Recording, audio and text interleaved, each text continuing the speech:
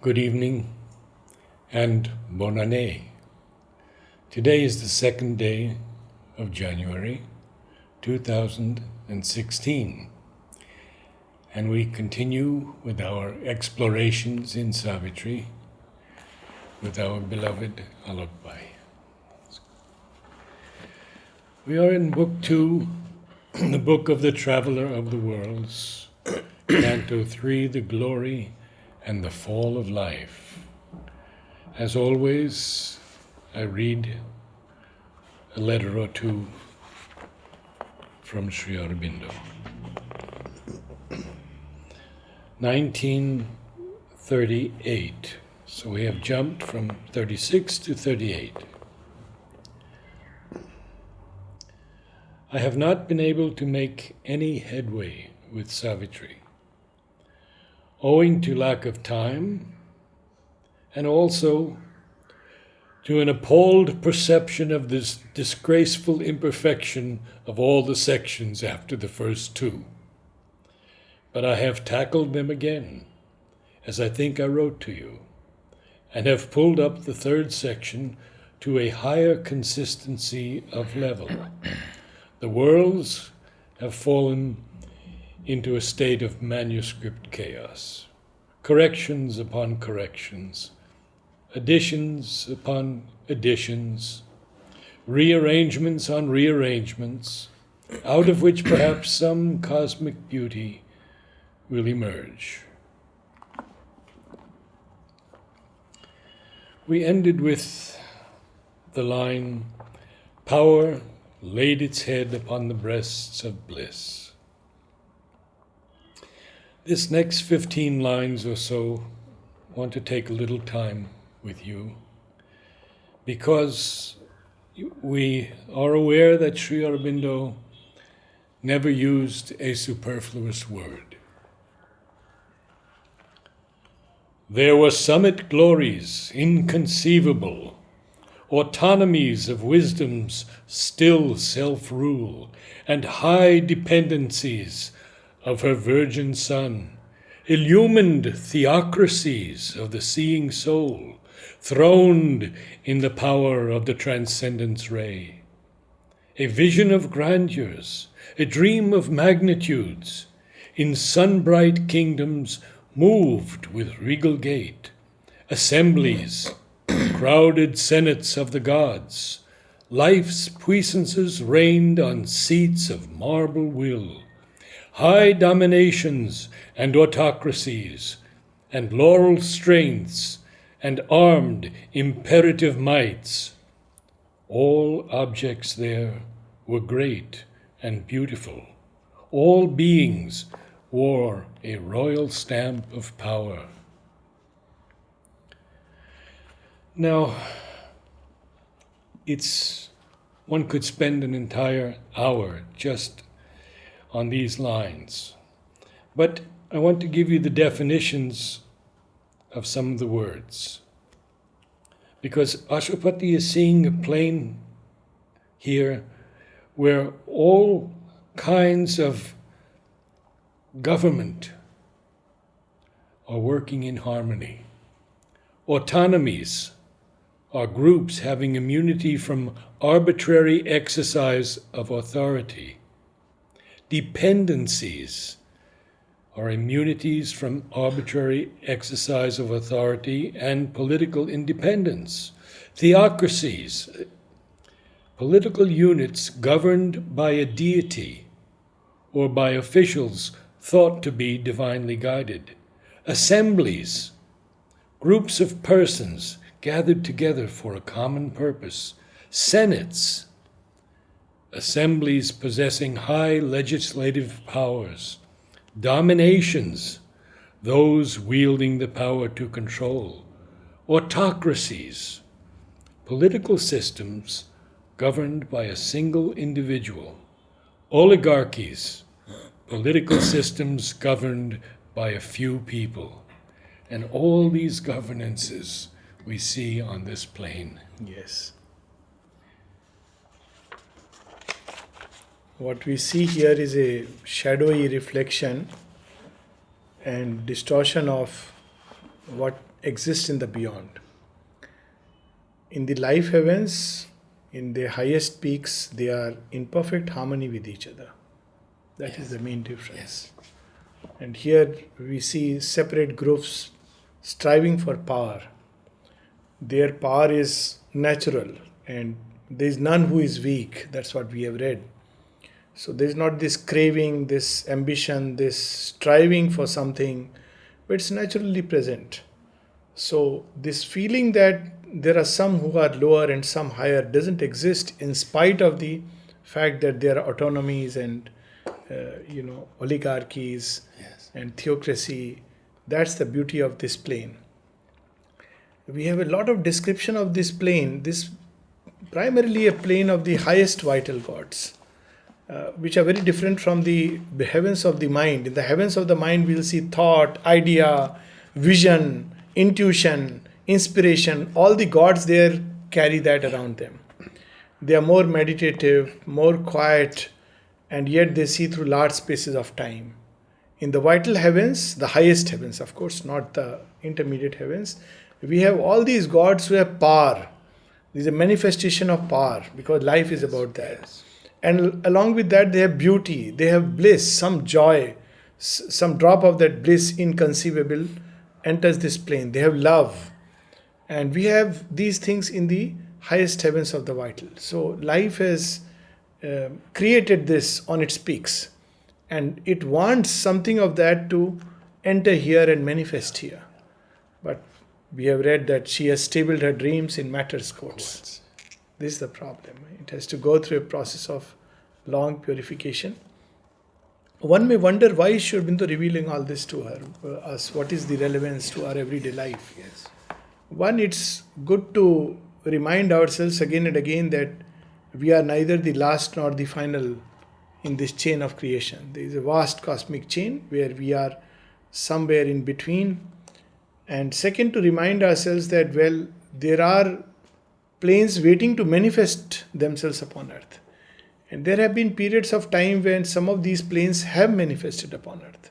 Mother speaks about it, that there have been civilizations in the past where something of the beyond did manifest, but they were momentary. And then she says that the last one in which some of these things manifested was the Vedic civilizations. When they had the vision of the supramental, but could not bring it down. And something of that power and glory, they were beings who were born embodying this power and glory. So they lived with a larger consciousness and, this kind of wearing a royal stamp of power. This was felt there, or love, which would, be carried to its extreme. And what these beings are, a lot of description of these beings exists typically in the Puranic literature of India. So those who are familiar with the literature will find so much familiarity. As we read through, it's very interesting. For instance, you read a word, very, autonomies. Did we read that word? Yes. Yes, autonomies. Now we hear about autonomy, but autonomies. Autonomies. Yes. Where each one was a power absolute in his own right. Mm-hmm. And that is something very interesting. He is not governed by anyone. So we have these great gods where each one has the full freedom and the authority and the power upon the world. Exactly. And another one who also has the complete freedom and power over the world. And what happens when some of these beings very rarely may come into clash? Though in the highest supramental, they are all in perfect harmony in the integral Godhead. But in the overmind, sometimes, though rarely, even these greatest autonomies may be at cross with each other. So, and the divine has to resolve it. Not an easy task. So it's good to remember, and because this dream exists in the human heart and very imperfectly we try to translate it. Look, comes this word oligarchy. There sat the oligarchies of natural law. So there were few who governed the many. And each of them represented a law, the god of justice, the god of kindness, the god of strength, the god of beauty. Each has its own law. Beauty demands another kind of perfection, and strength a very different kind of perfection. So they were oligarchies, each representing an aspect or an attribute, and the rest of the beings of this world were governed by them. And Mother seems to have preferred this. Actually, she says in the agenda that what types of government. She was not very fond of democracy, that's very sure. No. And Aurobindo was also not very fond of democracy, though he said it's a more modern idea and it's necessary that we have to pass through it. And communism Yeah. had to be tried. Had to be tried. Ultimately, it is a divine communism or a divine socialism which is the ultimate possibility. But meanwhile, ideal is, of course, if it's a theocracy where there is a divine being who actually governs. But it's not easy. You can't have divine beings, made to order. So when Mother is here, of course, in her in another way, but when physically embodied to everybody's vision, then whatever she said was the final word. So when someone came and he was very distraught because modern idea of democracy, and he questioned the Mother, this seems to be like a dictatorship. So people who were around, MP Pandit speaks about it. People who were around, they were a bit, not comfortable that somebody is using the word dictator for the Mother. But Mother smiled and she replied, well, a benevolent dictatorship if you like. Because she is the absolute authority, because she has the absolute wisdom. Then she reveals in the agenda that if such a divine being is not there, then what should be done? She says there should be a group of 4 to 8 wise men who have risen to wisdom, who would govern the rest. Now, what will be the sign of these wise men?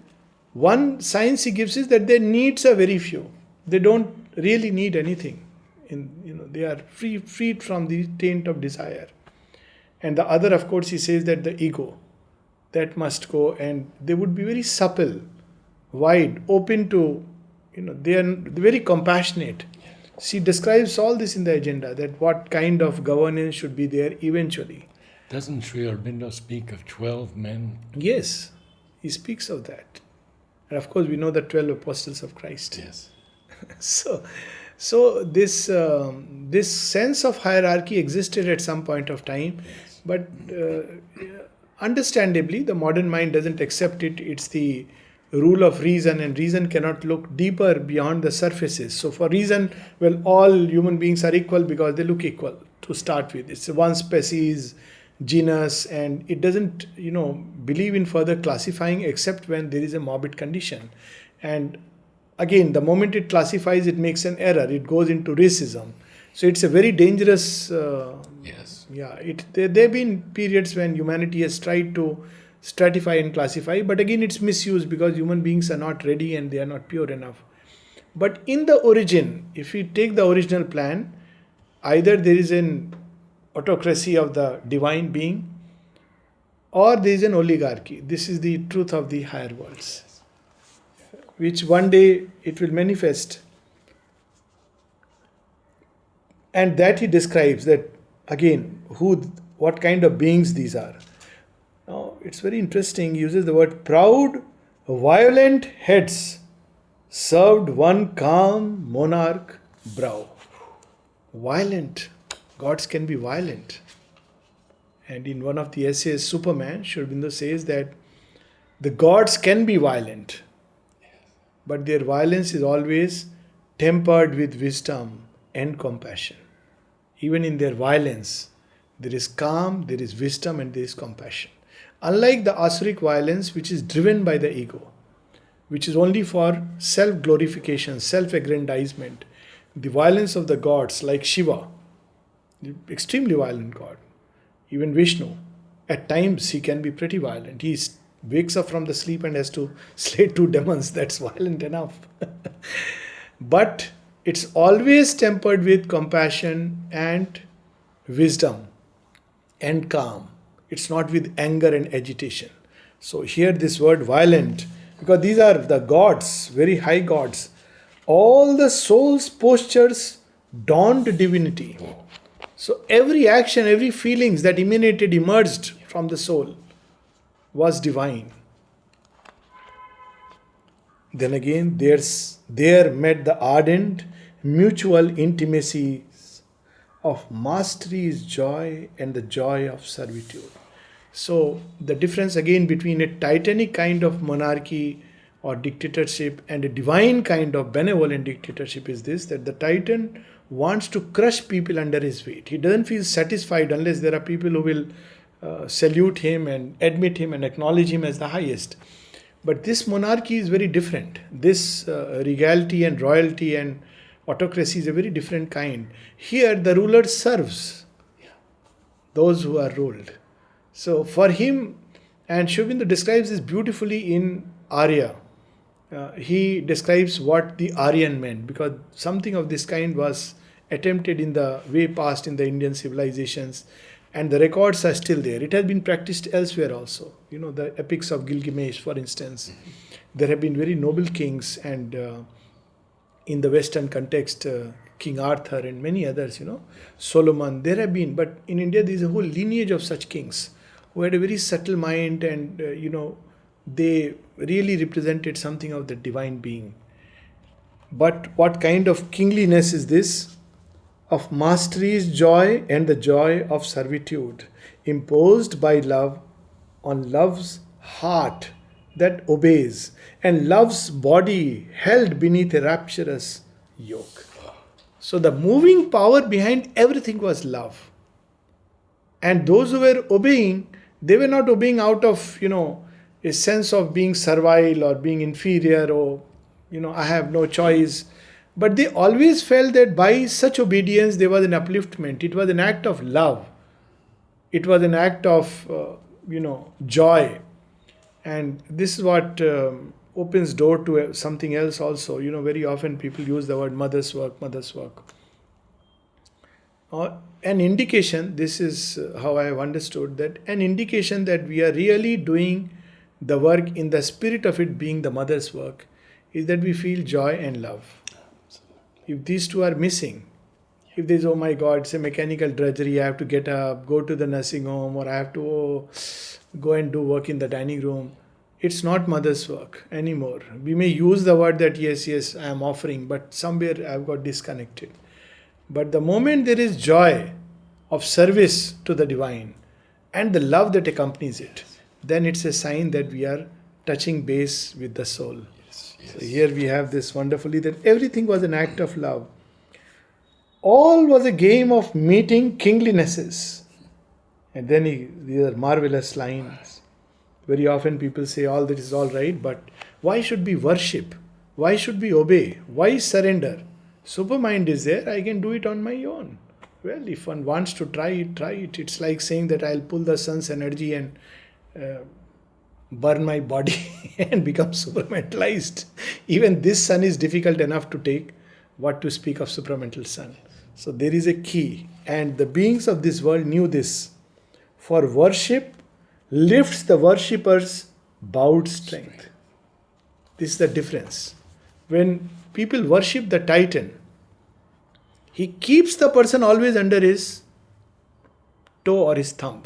He will never allow the worshipper to be lifted up and come up to his level, because then his game is over. He's always afraid. Yeah. But what do the gods do? They lean down, lift the worshipper, and embrace him with their heart. This is the difference. So worship lifts the worshipper's bowed strength, close to the God's pride and bliss his soul adores. The ruler there is one with all he rules. So how the mother would say, I am with you. When you sink, I don't stand on the shore. I go down with you. That's why she used the word benevolent dictator. Yes. The ruler there is one with all he rules.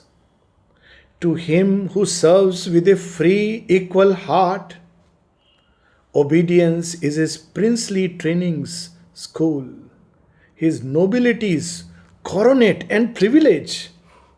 His faith is a high nature's idiom, his service a spiritual sovereignty. This is one of the first things one gets trained in the ashram context, obedience. Now, I remember Rishabh Chand's story. When he came, he was given the task of furniture service. Right. Very happy. And the first job he gets is that kill the bugs inside the cot. He And can't kill. He's a giant. He is a giant. He can't kill. And killing was pretty horrendous, to pour hot water and they will come out and kill with a stone. So he wrote to Aurobindo that mother doesn't know I am a Jain. And Aurobindo wrote one liner that whatever work the mother gives you, do it with a spirit of surrender. It is the best for your progress. That's it. Ravindraji, total vegetarian, was given the task of egg service. So to literally handle. And those days, vegetarians, they wouldn't even touch egg. Touching egg was like as bad as, it's a sin. Obedience. But this obedience lifts us. It widens, ennobles, purifies, refines. So many people were given interesting works here in the ashram context. So Aurobindo says it's a princely trainings school. If we can't even obey something which the divine has given us, then our nature will become unruly. We'll obey only the ego. So there are works given, conditions in which, people, and what an obedience. It is, amazing stories in the ashram context. Somebody who apparently had done nothing wrong to his understanding, and the mother asked him to leave the ashram and go. So he goes to Nolnida and says, but I have not done anything wrong. And Nolnida gave a reply, well, if the mother tells you to go, just obey her. It is a grace. Yes. And then he says, yes, I didn't think it like that. I was living in that web of the mind. And he goes. After a few years, he says, that was your advice which saved me. And now I fully understand why she asked me to go. So obedience is so important. Of course, it's to the divine. It's in a certain context. So he's speaking about those planes. Obedience is very dangerous if there is Hitler sitting on top of you. Then there is a place for revolt.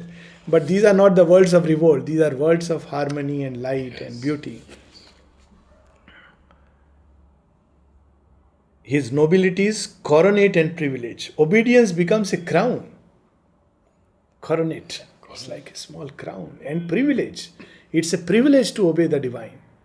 There was a person in the dining room carrying a lot of, lot of weight on his shoulders, and somebody laughingly remarked, so, Kuli, people who lift weight. And he said, yes, her Kuli. Her Kuli. And also Hercules. It's a pun on the word.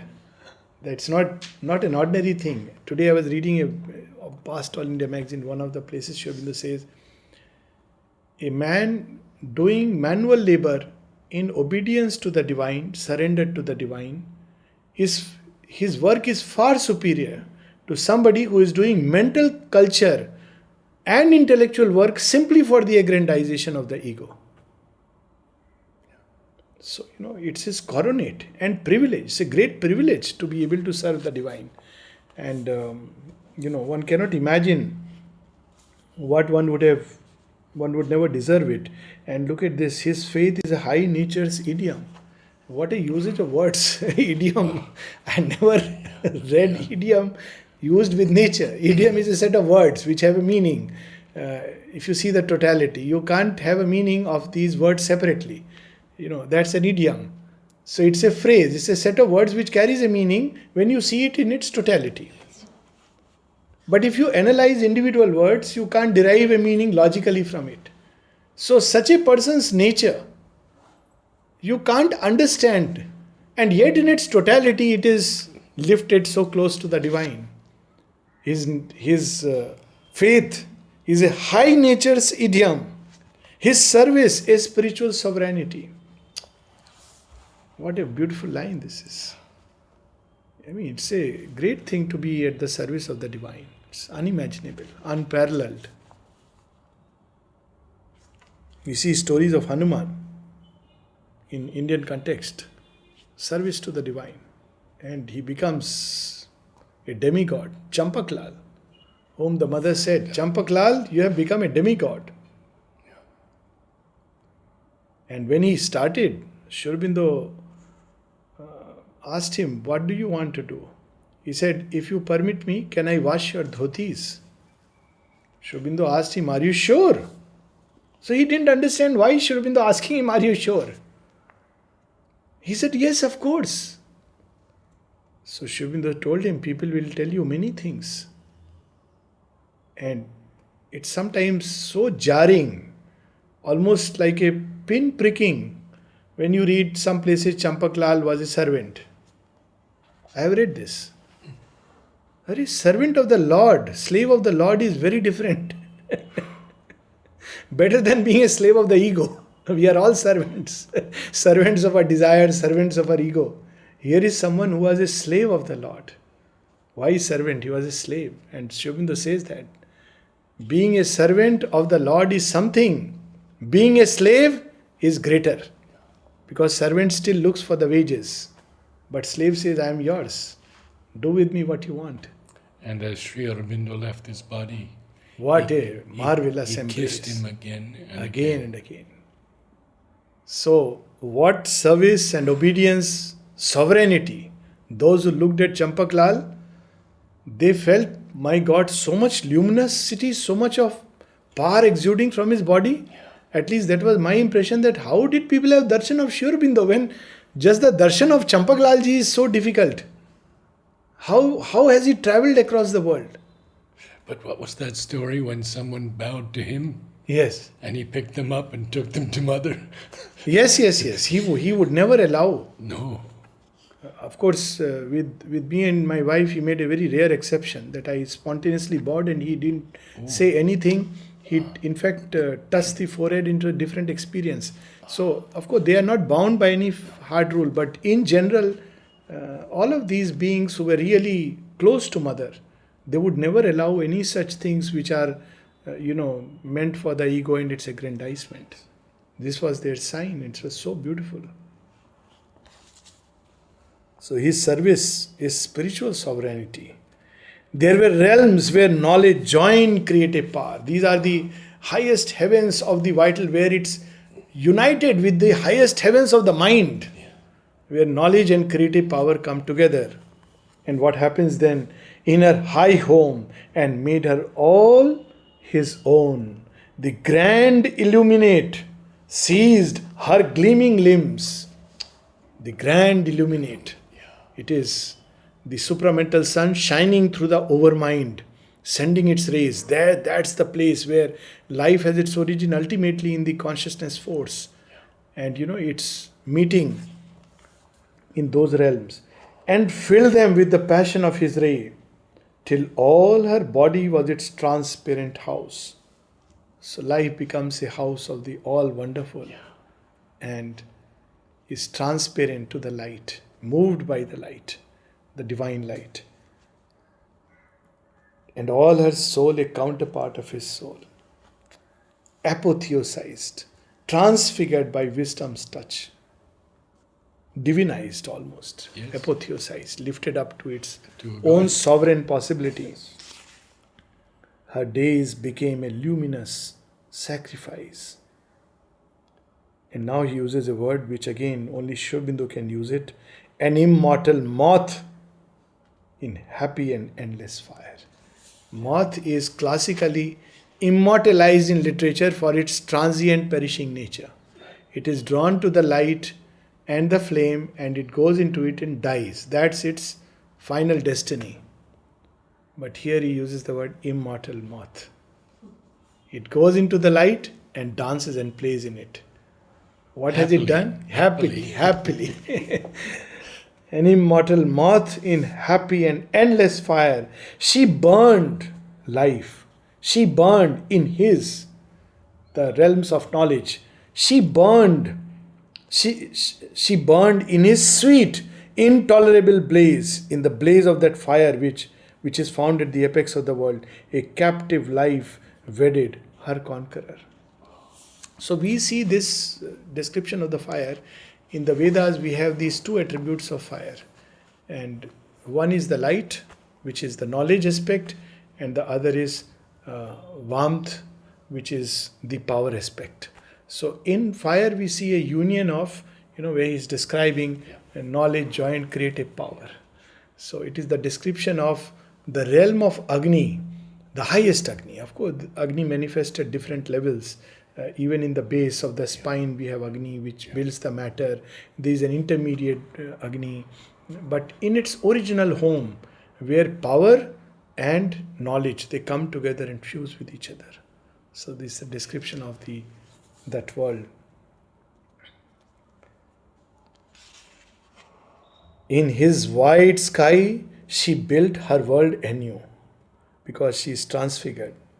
She gave to minds calm, peace, the motor's speed. And even that's why in ordinary life or in spiritual life, we need the life force. We cannot discard, even if somebody has a great trouble with the vital. You have no choice but either to tame it, purify, refine it. Without this life power, one cannot really create anything. One can practice a yoga of asceticism, but even there, the tapas is by the power of life. So life energy is so much important in ordinary life, of course, for any achievement, but even for yogic achievement. So it gives to the mind the motor's speed, otherwise it's calm. So it gives that power and speed to thinking, a need to live what the soul saw. It also imposes upon thought the need to express, to manifest, to live what it has seen in the vision. So, to living an impetus to know and see. What a beautiful harmony is there. His splendor grasped her puja to him clung. She crowned the idea a king in purple robes. So again we see the word purple. And purple robes, of course, is characteristically associated particularly in biblical literature with royalty. Always. Yes. And of course we have this sad story when Christ's body is crucified, mocking at him, they put a purple robe. That was, of course, almost a mockery that, look, you are the king of the worlds, but here is the robe. But they were right, because Christ did rule over the world and continues to rule over human hearts. So it's very interesting, but the purple, because if we see the combination of color, it's coming together of red and blue. That's how the purple color is created. It's always in biblical literature associated with sovereignty and royalty. And we see this again, the other part of biblical literature. Put her magic serpent scepter in thought's grip. So, serpent, the energy of evolution, which is there with life, scepter by which you rule. So, that evolutionary energy which is there in life is programmed to evolve. It is programmed to create things. So, it has put in the hands of knowledge that, okay, you use this energy. You do with me as you will. Here the serpent is representing the evolutionary energy. Not all serpents, are hostile. There are serpents which represent evolution. For instance, Vasuki around Shiva's neck, or Sheshnag on which Vishnu rests, the thousand-hooded cobra. Even cobras, quite a few of them represent evolutionary energy.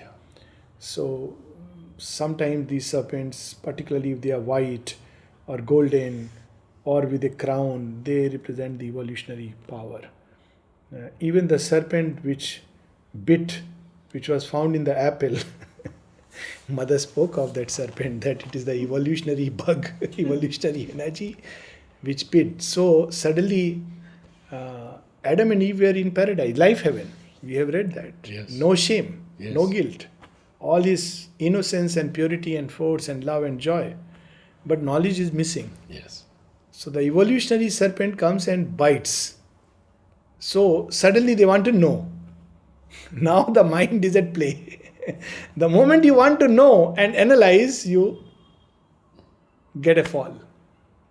Because then the mind begins to all kinds of weavings And then it has to go through the evolutionary curve. Of course, ultimately, necessary. which is necessary. Ultimately, when you go beyond it, then yes, you get it. But in the process, you have lost that innocence and purity of the Garden of Eden. That is the evolutionary serpent. Made forms, his inward visions, rhythmic shapes, and acts the living body of his will. A flaming thunder, a creator flash, his victor light rode on her deathless foes. His centaur's mighty gallop bore the god. Now again we see, images from mythical literature. Centaur, of course, they are beings of the midworld. You can't really, though classical dictionary would define them as monsters, but they are actually neither good nor bad creatures. It depends on who is writing and using them. They have the head and upper part of a human being, and they have the torso and the limbs of a horse. So they are described in mythical literature, and of course in the life heavens they are found. And they bore on them the gods. So gods were riding these centaurs who could fly with wings and speed up. And now we have a similar description of these animals connected to God. Life throned with mind, a double majesty. Worlds were there of a happiness great and grave. Beautiful combination. Normally we associate happiness with mirth and bubbliness. Oh, he's a very happy guy. But happiness can be very quiet. I remember once Amal Kiran asked this about, I think it was about Sehra or Lalita. I may be mistaken about the name. But he asked that, she's very grave. So I'm not sure if everything is okay. She said, no, she is beautifully in contact with her soul. And she's a joy within herself. So we have this tendency to associate happiness with externalization. But happiness can be very deep and grave. So here we have, great and grave. And action tinged with dream, laughter with thought, and passion there could wait for its desire until it heard the near approach of God. That's because knowledge and power have come together. Yes. In life heavens, there is power. In the mind heavens, there is knowledge. There are planes where they meet. And that's where desire could wait till it heard the near approach of God, sanctified by God. So many images can come, in olden times. If you see this, now this institution is broken, and Mother has said marriage as an institution has gone. It has outlived its purpose. But way back, when people loved each other, they waited for marriage. If you really look at it, what does it mean? What's wrong? You love each other, it's perfectly fine. You can connect with any way. But they waited for the whole thing to be sanctified by the presence and power of the divine in their life. So they could love for long, but yet they would wait till finally, if at all, they got married, and then they could be together in a most intimate union. Otherwise, no. The desire could wait. It's there, but it would wait. So it is another kind of tapasya. Of course, the institution have lost its meaning, outlived its purpose, and as Mother has said, it has been misused and abused. So it has been broken aside. But this desire to wait till the approach of God and take that sanction of the divine. There are stories in the ashram context which are amazing. One story that comes to my mind is of, I won't name the person, but the person very well known, amazingly talented in diverse fields. And there was a lady who loved him, and of course he knew that she loved him, and he also had a very soft feelings for her. And they were both in the ashram as if, okay, fine, they are friends and they love each other. And meanwhile, there is another lady who came into the picture who started loving this man. And she had the courage to go and ask Mother, I want to get married to him. And Mother said, yes. When he came to know, he didn't know what to do. He said, yes, mother. They got married. And well, I must say, lived happily ever after means all of them. Because it was very difficult for the other lady also, for him also. But look what obedience and service meant. Not a second word. Yes, mother. And I have heard this story directly. So, it's... My story is a little easier. Okay, yes, that would be wonderful. Mother said, she wrote to me exactly this. You must marry, no doubt and no hesitation. So I married. But look at, this is an approach to life which is so beautiful, that desire waiting until it heard the near approach of God. Oh, that beautiful word, Yes. near approach of God. Worlds were there of a childlike mirth and joy, a carefree youthfulness of mind and heart, found in the body a heavenly instrument. It lit an aureate halo round desire, and freed the deified animal in the limbs to divine gambols of love and beauty and bliss. So now we have so many images of all these gods in Indian mythology are always riding over an animal. So it's a state of consciousness where we are not slave of desires, we are masters. We are not driven by it, but it can be used. But in a state of purity, it's a very high state. We can't even, we have read about it previously also. And when Sri Aurobindo was asked about it, he said, yes, there is a truth, but I am not inclined to disclose it, because obviously everybody will believe I am pure enough to satisfy my desire. But it doesn't work like that. So there is a state in which the animal, see, look what happens, and freed. Animal has to be kept under chains. But even this animal can be transfigured, deified. Deified. Yes.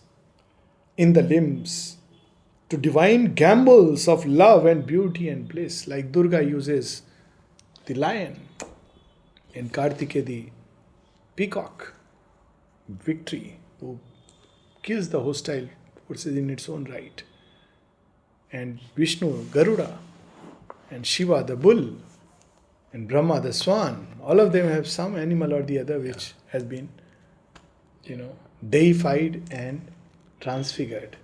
So it's a symbol of, eventually, the animal in us has to be ennobled, purified, refined, transfigured, deified eventually, through service, obedience of the divine.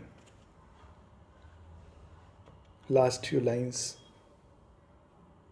On a radiant soil that gazed at heaven's smile, a swift life impulse stinted not nor stopped.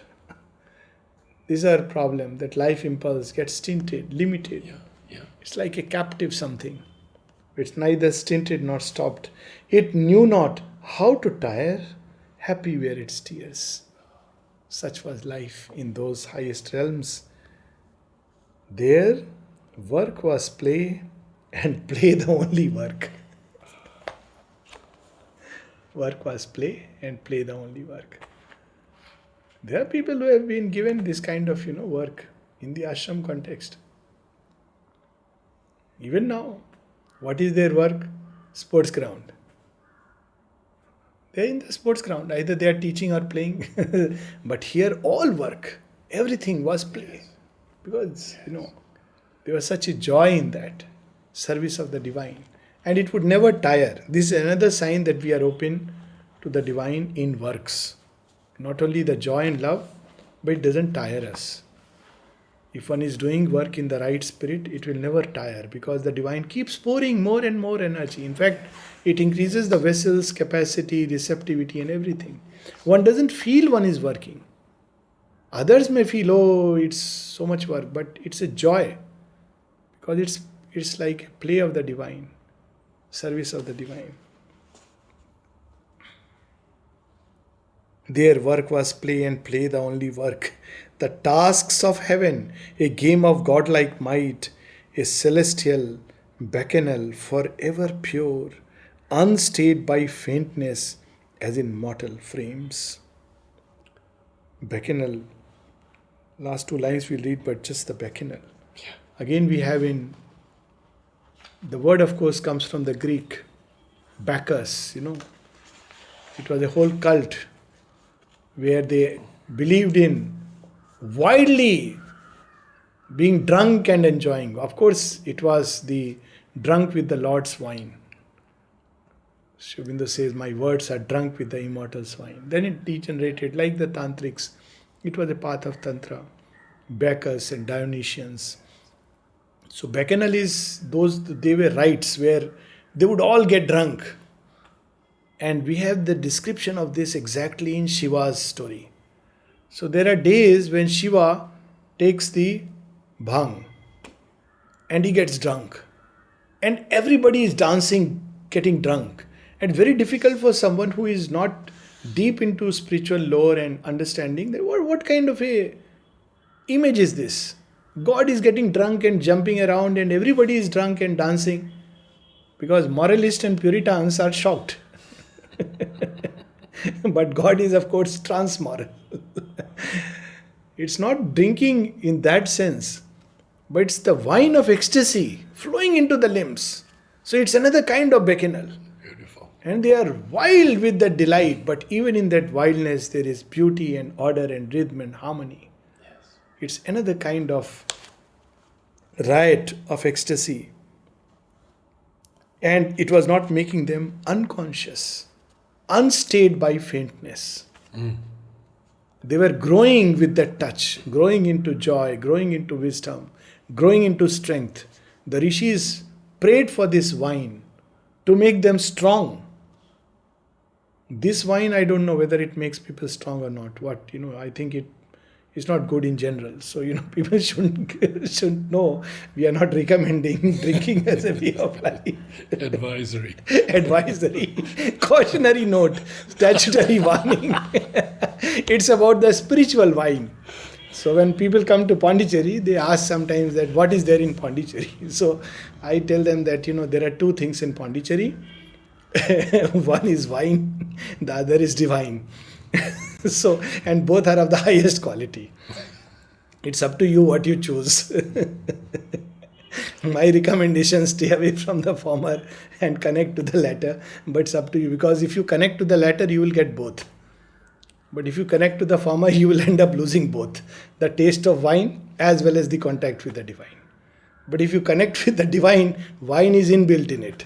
So you will get the ecstasy of the divine, the supreme wine. And these last two lines with which we will close. Life was an eternity of rapturous moods. Age never came. Care never lined the face.